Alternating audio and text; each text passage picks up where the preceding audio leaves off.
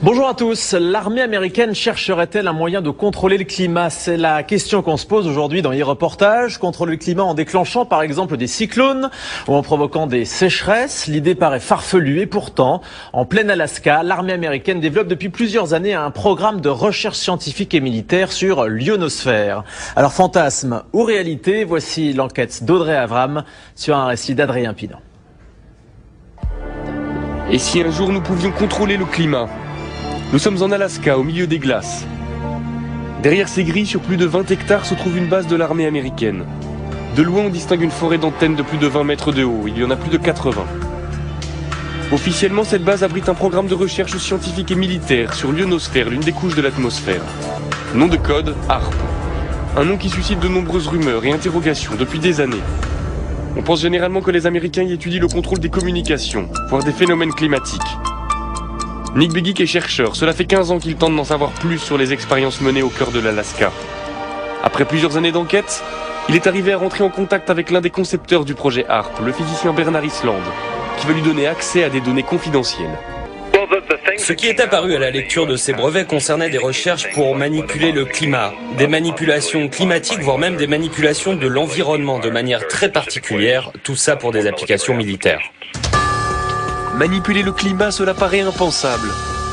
Mais être capable d'envoyer un cyclone ou une sécheresse chez ses ennemis, cela ressemble à l'arme absolue. Les Américains essaient-ils vraiment de contrôler les phénomènes climatiques? C'est ce que croit Luc Mampey, chercheur pour le groupe de recherche et d'information sur la paix et la sécurité. Je fais référence notamment à un rapport publié par l'US Air Force vers la fin des années 90 et qui s'appelait Air Force 2025, où très clairement l'US Air Force évoque là toutes les recherches qui devraient être faites à des fins militaires de manière à pouvoir avoir un certain impact sur les phénomènes météorologiques, de manière à pouvoir faciliter les opérations militaires amis et rendre plus compliquées les opérations militaires d'ennemis. Les Américains travailleraient sur la maîtrise du climat depuis les années 60. Il y a des premiers essais qui ont été faits au moment de la guerre du Vietnam, où là, effectivement, on a, par des procédés physico-chimiques, essayé de provoquer des intempéries, des averses extrêmement fortes. En 1967, en pleine guerre du Vietnam, les Américains se livrent à une expérience étonnante. Ils déversent une substance chimique au-dessus des nuages. Le but, faire en sorte que les pluies torrentielles de la mousson se propagent au Nord-Vietnam jusqu'aux bases de leurs adversaires. Le plus étonnant, c'est que cela a marché. Alors HAARP pourrait-il être la suite de ces premiers essais? Ce qui concerne les modifications environnementales et climatiques, c'est un enjeu militaire aux États-Unis depuis certainement 50 ans. Et cela implique des technologies, des procédés, des techniques très proches de ce qui est mis aujourd'hui en œuvre dans le cadre du programme HAARP. HAARP suscite l'inquiétude, au point qu'en 1997, le Parlement européen met sur pied une commission d'enquête sur la possibilité de manipuler le climat à des fins militaires. Très vite, les parlementaires font des découvertes alarmantes. Ils apprennent par exemple qu'HAARP émet un rayon qui chauffe et qui perturbe l'ionosphère, une couche de l'atmosphère chargée de nous protéger des rayonnements solaires. Ernest Gelscher, député européen, a participé à cette commission.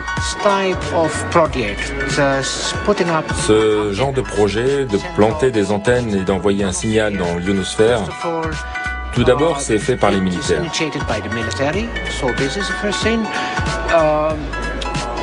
Ils ne savent même pas quel impact ces expériences pourraient avoir. Je pense que derrière tout ça, il y a des objectifs militaires qui pourraient être un peu plus ambitieux, un peu plus vastes que ceux qu'ils veulent bien admettre en public. Très vite, les travaux de la commission se heurtent au refus américain de s'exprimer sur HAARP. À l'époque, le président de la commission est un parlementaire britannique, il s'appelle Tom Spencer. Convaincu du danger que le projet pourrait représenter, il essaie d'obtenir des précisions de la part des responsables américains, mais sans succès. Nous n'avons eu absolument aucun contact avec les Américains. Ils ne sont jamais venus. Pendant les auditions, Tom Spencer lui-même leur a dit qu'ils seraient les bienvenus au Parlement européen. Pour rencontrer les députés européens, ils n'ont jamais répondu. Je crois qu'ils ont délibérément décidé de faire la sourde oreille, d'ignorer le sujet et de ne pas en parler. Un incident va vite calmer les ardeurs de Tom Spencer. En 1999, le président de la commission fait la une des journaux à scandale. Il a été interpellé par la douane à l'aéroport de Londres. En fouillant sa valise, les douaniers ont découvert une vidéo pornographique gay et quelques grammes de cannabis. La carrière politique du député est brisée, la commission déstabilisée. Nick Begich a gardé le contact avec l'ancien député.